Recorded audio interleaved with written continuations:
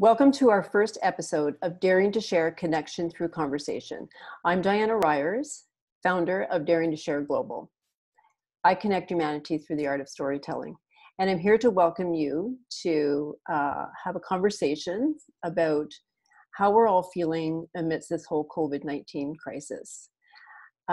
Daring to Share is a platform and a movement that inspires people to share how they feel, no matter how uncomfortable that might be, and to have those uncomfortable conversations. So I have gathered my authors, Daring to Share authors, some of them, there's many more, but today we have our featured author who is going to be sharing his feeling of belonging and how he actually connects with that feeling of belonging and how he's been doing that through his journey through this COVID-19 crisis. So I welcome John De Freitas. How are you today, John? I'm just great, Diana. Thank you so much. And I'm just thrilled to be here with all of us today. It's my pleasure. And we also have co-authors, Scott De Freitas-Graff, Shri Ananda, just give a little wave, hi there, Donna Fitzgerald, and Angela Allen. And they will also, once John shares his story of belonging and how he's been working through that, through his journey, we'll also be checking in with our co-authors to see how they've been doing the same thing. So John, belonging, it's been something that I've struggled with through this whole COVID crisis for sure, and also throughout my lifetime. There's always been sort of an expectation of how I should fit in, trying to meet that criteria of what is the right way, what is the wrong way. And especially during this pandemic that we're experiencing, and on social media, you and I had this conversation yesterday about how there's definitely been a push-pull for me as far as fitting in within the whole love and fear guideposts of moving through this pandemic. So I would love to hear your sort of your interpretation of what belonging is and how you've used that feeling of belonging to move through the COVID-19 crisis to this point. Sure. Thank you, Diana. So as you say, belonging, for me in any case, belonging has been a lifelong journey. And I have also struggled, to have that sense of belonging ever since I was a child, really, and experiencing a sense of differentness or otherness as I talk about in my chapter. So, current day, I'm very aware for myself that, sort of the higher level or the greater sort of essence of belonging really reflects for me all of us on a global level at this time. So that while there are individual, unique experiences of losses, of stress and fear, and all these various things that are responses, for me, I'm very aware of how the world is attempting to come together to meet this crisis. We have a virus that has transcended all boundaries, all creeds, cultures, countries. The virus itself has shown us for the first time, I think, in history, in our global connectedness, that we're all vulnerable, that this is a human dilemma.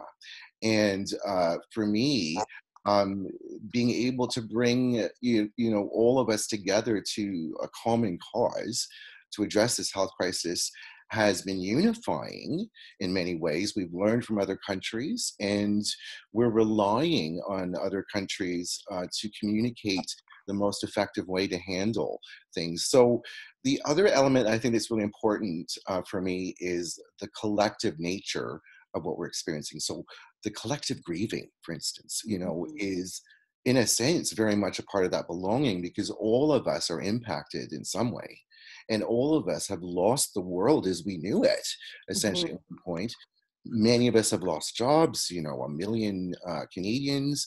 We've lost that sense of security around our health. And some of us are very afraid and share the fear for our loved ones who may be compromised in their health, or they're older and more susceptible to the virus. So, there's under this sort of category of our grieving and our loss and our suffering and our stress, we're all in it together. Mm. I think a lot of us recognize that we are all in it together. And at further levels, at least as Canadians, we are following the leadership of our government, most of us trying to do the right thing, trying to isolate, trying to keep our social distance for the benefit of, others, and caring as Canadians for those who are vulnerable, whether they're the elderly or people whose immune systems are compromised or whatever. Scott, my husband, I'm very aware on a daily basis of his vulnerability to the disease. So it's very personal, but also, we can see through social media and we can see through the news the tremendous efforts and the caring and the love that is coming across to all of us as Canadians. So that, I feel, is a beautiful aspect that's come out of this It incredible is. dilemma. Yes, And it is. And that's where I sort of begin with my sense of belonging. Yeah. yeah, so I think that you made a really good point about the grieving of normalcy, which I really reflected on a lot, especially since you and I talked yesterday as well, because isn't it interesting that, well, for me anyways, I'm looking at this as normalcy, but really what we're all experiencing now as far as emotions and that grieving process is actually probably more normal than what we normally experience.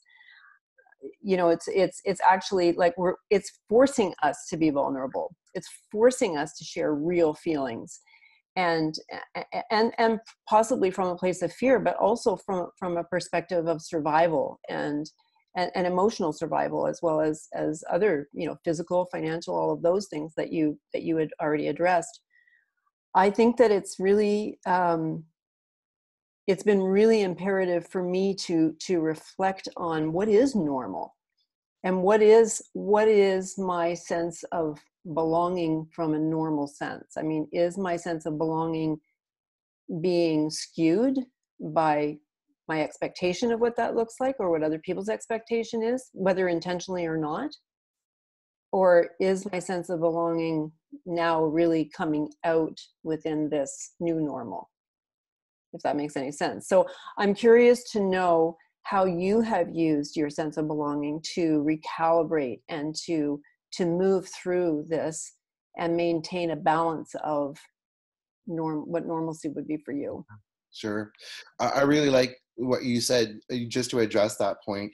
And it's, very much about the vulnerability that we talked about yesterday and that we all do in terms of being a part of Daring to Share. And the recognition of this, normal, not normal, is being forced to confront our own vulnerability in these times and the fears, so that in many ways, all of us are being forced to be more authentic and engaging with each other in more authentic ways, because we're under the pressure of this crisis. For me, sort of coping with the current situation, I really like to believe that obviously we will at some point in time move through this and find the solutions, and human genius is going to be operating to come up with some solutions. But knowing that we're all sharing and working together towards healing, essentially, Mm-hmm. and also having a sense of hope that's already been demonstrated by the efforts all around the world. That has definitely helped me to see even sort of deeper levels of connection with everyone, even to the point where, when I talk about belonging, it's a very spiritual journey as well. It's an appreciation of value for the sacredness of life and nature. And so I also think about things like the animals and the unfortunate, situation about the ethical treatment of animals, which in many ways has led to the creation of this virus. So for me, I really try to take in the lessons that we're learning Mm-hmm. and the hope that will not only come through this, but really come through this as a much more resilient, a much more self-aware, and a brilliant society, at least in our collectives and our tribes, the way we can support and motivate and inspire each other. My hope is that the Mhm. sense of belonging will transcend essentially and help all of us to That's move. beautiful. So what I'm hearing is that your sense of belonging is really further inspiring or promoting connection on a global level, Absolutely. rather than just seeking inward for our, I mean, we obviously need to feel that sense of belonging individually, but Yeah, this is really pushing us to see that we can feel belonging amongst everybody in the world, yeah. and feel really super connected. So within, I know that you're still working, and so that's really difficult for you, I'm sure. I myself have experienced anxiety just going into grocery stores. I've managed to, I've been able to manage it and calm myself down, but I definitely wanted to get in and get the hell out. And also being mindful of some people who are not perhaps aware that they're being closer to other people than they should be given the social distancing. But a lot of that is just our own natural way of being, like we're used to being close to each other. So it's been really interesting for me. So I thank you also for going to work every day and doing that essential service, because I know that it may not actually be what you feel like doing. Mhm. But the other piece of this is about supporting other people to experience a sense of belonging as well. And are you, or do you feel like you're motivated to do that? And how are you inspiring other people to feel that? Sure.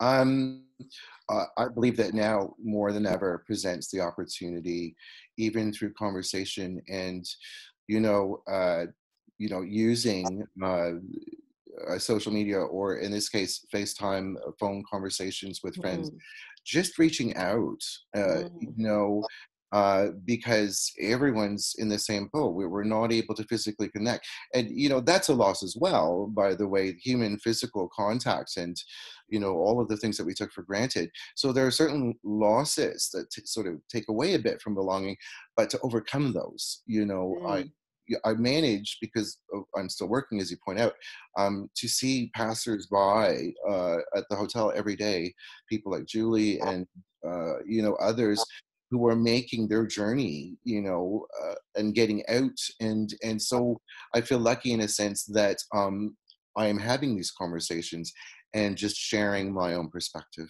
and offering words beautiful. of comfort. And for me, this is all part of this is the richest opportunity some of us may have had in years, to have deep down, raw, authentic conversations with others. Hmm. So Hmm. Beautiful. I just use every opportunity. That's lovely. Thank you so much. Yes. I'm just gonna now move on, and thank you for that sharing. That's beautiful. I feel like that's you've really supported me through the past 2 weeks to recalibrate, and I find that I'm constantly doing that. And so I have used this time to really do some inner work as well, and to be very clear about that it's okay for me to share all of that uncomfortableness that I'm feeling, which is really hard for me because I feel like I am, I'm an authenticity coach. I preach authenticity. So therefore I really feel like I need to be that. And within that does stir up some uncomfortable conversations and some uncomfortable sharing of how I'm feeling, because it's also part of my grain to make people feel comfortable. Mm. So within that, that it's really difficult, but I feel like I'm creating a sense of belonging with by modeling that with people, and by allowing them the space and the freedom to share how they feel, no matter how uncomfortable that might be. So, Scott, you're living with this man. Good for you for having such a great influence and inspiration in your home. Oh, yes. And I'm sure you resonate with a lot of what John says and inspires. But how are you really sort of connecting with the sense of belonging and maintaining that through? Well, John kind of touched on it, but I am in one of the most vulnerable groups in terms of infectious diseases. Mm-hmm. I had open heart surgery less than a year ago. I'm immunocompromised. I'm diabetic. I'm over 50. Not a contest I ever wanted to win, but, check, check, check. Mm-hmm. So I do have to be super careful. But I'm also an extrovert to the nth degree. And it's been very hard for me, to be in these four walls in a lot of ways. And I find, I've been laid off from work because I work in hospitality. So all the ways I used to define myself in terms of my tribe are gone. Mm-hmm.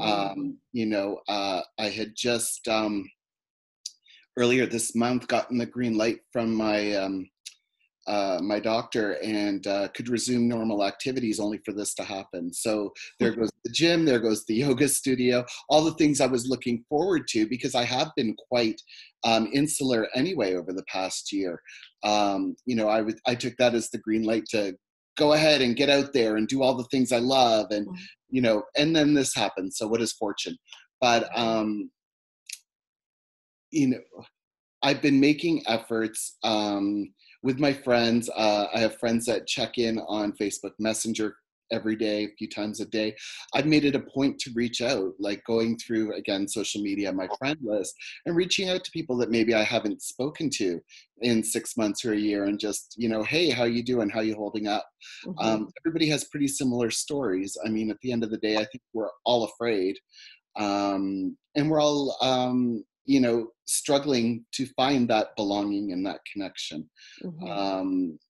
But it's, we're all reaching out to each other. And I think that's kind of where the world is going right now. Yeah. With this, John kind of nailed it there. We're now looking at a much bigger world. It's not like I'm connecting with people just at my yoga studio or just at work. I'm reaching out across the board, and I think all of us are. Yeah, I've even on social media, like I've had so many, and it's not because I'm popular or anything. I've had so many friend requests and people commenting on posts and just resonating with the sharings. So, and I know that you've had that too. Mhm. So it's definitely, expanding globally for sure. This whole feeling of needing connection. Yeah, absolutely. Yeah, and supporting each other. So that's the beauty in it. I think that that is very true. We've definitely seen the beauty of people supporting one another on a global level. Mhm. Thanks, Scott. Shri, your thoughts on this? How are you coping, and are you using the feeling of belonging to guide you in any way? Mm. Yeah, I think in the spirit of being vulnerable and honest, I'm just like everybody else. So I find myself constantly moving in and out of fear energy and worry energy and anxiety. Um, One of the things that I focus in regards to this sense of belonging is being able to see that in this moment, all of the veils that we've created in society before COVID-19 are starting to be removed. So we, on a global scale, we're really seeing that interconnectedness, and we we're tearing down borders. We're tearing down all of those things that previously have created separation within us. Mm-hmm. And my hope is that this COVID-19 experience becomes a teaching opportunity for all of society, and that we carry that spirit of connectedness and global community as we move forward. No matter what the world looks like when this is done, we can be assured that it's not going to be exactly the same as it was 2 weeks ago. There's so much shifting that's happening within each of us, and I think we have an opportunity to create a more unified planet, a more unified global community. And that's really what I'm holding on to, and that's what I'm encouraging in the work that I do and out into the world. Mm-hmm. And really, I think we're all able to see how the hug of a friend or even a stranger, or gathering in small groups for a concert or a comedy show, like how sacred that was. And I know that when we go back out into the world, we're all going to really be able to appreciate that in a different way. Mm. Beautifully spoken. I think that's right. I think we're going to, when we've moved through this, we're going to really embrace all of those little things that we perhaps, didn't really think about before as being something that we're really privileged to have. And they're real gifts to us. I also recognize, what a lot of people are talking about, the gifts of, Hank and I have never talked this much. I mean, we're having beautiful conversations, and we're also being really like super respectful of each other as far as how we're feeling, because we are being so raw and vulnerable with our sharings. Don't dare tell someone they shouldn't feel something, especially when they're sitting there and they're crying, or they're, angry, or it's really important that we share all of that. And I also am really embracing people on social media, and the fact that they're being like both ends of the spectrum and everything in between. They're being either like super vulnerable and sharing their fear and their, we keep going to that word fear, but there's all kinds of emotions within all of that. And also on the other spectrum, where they're like being angry and they're telling people to like piss off, or like, you have to social distance. And then they're being told, no, I don't have to. And then, we're all actually going out of our comfort zone and showing ourselves in that really raw way too. Like, no, that's a deal breaker for me. Like, you need to social distance. It's not okay for you not to do that. So that, I feel like we're all just right on the edge of all of that, and actually feeling more comfortable being honest. I like that. Mm-hmm. So it's kind of, it may be uncomfortable and it's kind of weird for us, but it's actually very real, which is kind of cool. Angela Allen, how are you doing? I'm doing great, thanks. You're out at the cottage? Yes, we are. I've been here since September. So I feel like I have been isolating myself so long that I was relating to John about being that extrovert. And, up until even a month ago, not even a month ago, I kept saying to my husband, I really need to get out. I need to get out and go see my friends and just be amongst other people other than nature all the time, because really that's all we have out here, other than the odd person, but they're usually. There's no Nordstrom. But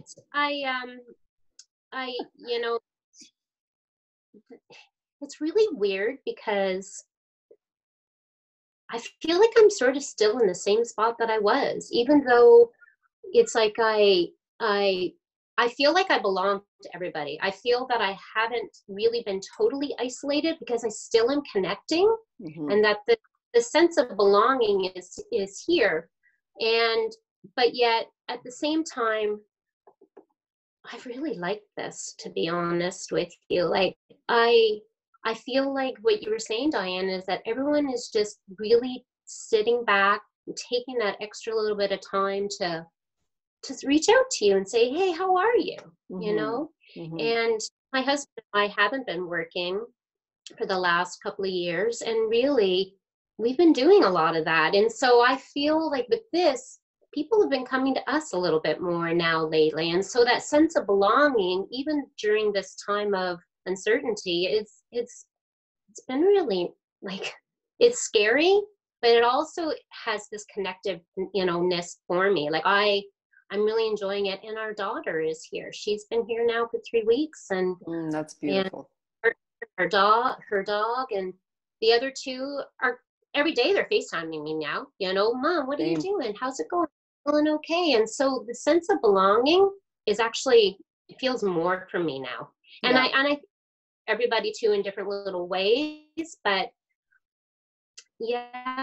I'm and just belonging even to my parents, like reaching out to them. I'm reaching out to them more often now too, right? Hey, Mom is in quarantine because they just got back from the States, and Rob's mom, and she has Parkinson's, and she's by herself, and just check on with her. So it's just this huge like hug every day, it seems, from the people that we care about and that are important to us. But at the same time, you're seeing that everywhere. You're seeing how people are coming together. And it's really beautiful. Even though it's so sad, like I said, I do think that we're all going to sit back later, hopefully, and just say, wow, that was pretty crazy, but yet it was really beautiful at the same time. But this is what we got out of it. Yeah, exactly.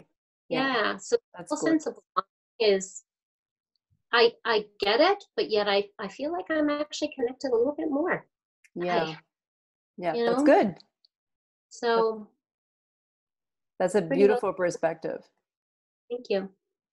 I have that perspective too, and then I keep getting these little pieces of information coming in behind me. Yeah, but people are dying, and that makes me feel really sad. Like at what cost did it take us to get here? Like, if this is actually the message that we're getting, is that we need to shift, that's the cost of it, which is sad to me that it took us to that to get here. But that's what we're dealing with right now. That's the reality. Thanks, Ange. You're welcome. Donna, you're my calm lady. Life has really not changed much for me because I'm an introvert. I live by myself. So 80% of the time I'm by myself. So for me, it's been more of a spiritual awakening. I'm journaling more, meditating more. I feel like I'm taking on more of everybody's energy, probably because I've been doing all this meditating. And I feel like I'm putting it just out there into the world, my love from my heart. And so I feel like that's all I can do. I'm in the house. I'm baking, delivering to friends and family, and like this morning, it was like drop-off bakery, drop-off day. That's amazing. I wish I was closer to you. But it place in order. I get that. Keeps me busy, and I'm just connecting. I miss the kids, but as Angela was saying, I talk to them every day now. They're calling me and FaceTiming, and same with friends that I haven't seen in a while, or I'm just instant messaging people and saying, even the physicians I used to work for, I texted them and said, thinking of you, and they all responded. And I get the fear and the anxiety, but for me, I'm sort of removed from it because I'm in the house all the time, and I'm not a real big social media person, so I don't really get involved in the internet, and I avoid the news like the plague because it just makes me crazy. And I'm feeling like, yes, there are people dying and with the COVID-19, but to me, they are our heroes. And through this, some people are going to have to lose their lives, but we're all going to benefit in the end. And so my sense of belonging is right now is spiritual and just with the people around me. That's beautiful. I was speaking to the deaths again. I was talking to an elderly Italian woman here in the community who they actually own a hotel in Italy, and they had to, of course, close it down. And just to bring a little bit of humor into it, I said, oh my gosh, there's so many deaths there. Like, I'm so sorry that this has happened. And in her thick Italian accent, she said, don't worry about it. They're all old people. They need to go now. It's their time. They're making space for us. It's all good. I was like, okay. Like, it's such a refreshing perspective too. I mean, but to Donna's point, I think, when you were talking about that and leading from love, that made so much sense to me. And the way that you said it. And I think that what this is forcing us to do is to express more love. Like you and Angela both basically said the same thing. This is the way we're meant to express love and to take the time to do that. And Mhm. so maybe it's bringing us back to that slower pace of allowing us the energy and the ability to be aware of that. Mhm. So I guess, you know, fear is prompting us to move into that love space and that sense of belonging and connection. Very beautiful. Okay, so that was lovely. Does anyone else want to add to that before we close? No? Well, all I want to say, Diana, is I want to thank you so much, because this opportunity, I think, for all of us to connect is amazing.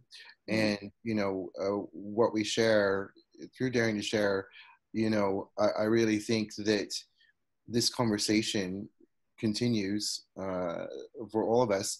But my hope is that we really, you know, create the space and the emotional space for the vulnerability it takes to have these conversations. Thank you. I thank you for creating this beautiful forum, and I can't wait. I can't wait to continue on doing what we do so well. Thank you, John. And thanks for sharing. All of you. I think that we're going to continue to do this. So we're going to do it twice a week. And they're being recorded, obviously, everybody. So we'll post them on social media. I know that a few of you also have coaching businesses and how you want to support other people. So I know John has Banal Mystic. He is a counselor and a tarot reader. And if you wanted to reach out to him on social media, that everything will be on there, his information. And same with Shri. Shri is I'm going to call you a life coach. Wellness coach, A sure. wellness coach, yeah. And both of these individuals support me greatly through my business, through my life, and they're great people to reach out to. I'm a writing coach, so if anybody wants to reach out in that capacity, I'm here for you with that. And I believe that Donna and Angela and Scott are always willing to have a conversation with anybody should they need support in that way as well. So just, you know, we're just all normal, regular human beings, and we're all navigating this together. So that's the important part. We're not better than anybody.